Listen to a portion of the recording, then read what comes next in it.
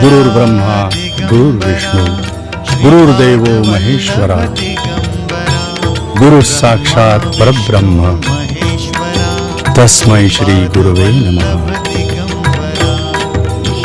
संसार चक्रात अडकून परिस्थितीचे धक्के खात सुखदुःखाच्या चक्रामध्ये पिळून निघत सामान्य माणूस मरेपर्यंत अज्ञानात चाचपडत असतो।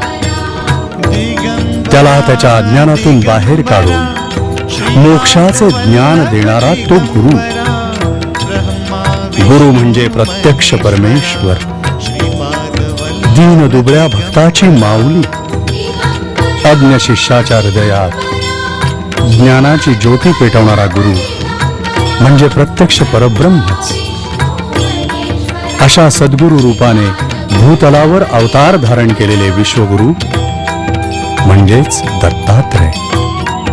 गुरुदेव दत्त, ब्रह्मा विष्णू महेश म्हणजेच उत्पत्ती स्थिती आणि लय या तीन आदिशक्तींनी एक रूपाने पृथ्वीवर जणू ब्रह्मच अवतरलं।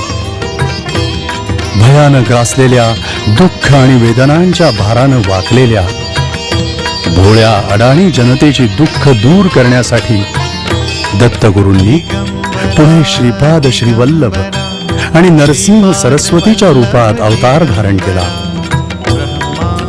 इसवी सन 1528 मध्ये गाणगापूर तीर्थक्षेत्री कार्य करून नरसिंह सरस्वती श्री शैल्य इथे कर्दळी वनात गुप्त झाले। त्यानंतर बरोबर 300 वर्षांनी चैत्र शुद्ध द्वितीया शके 1017 पंजाबातील छेलीखेडा इथं दत्तगुरूंनी एक पूर्णावतार घेतला। अनेकांच्या मते कर्दळी वनात गुप्त झालेले नरसिंह सरस्वतीच पुन्हा अवतरित झाले।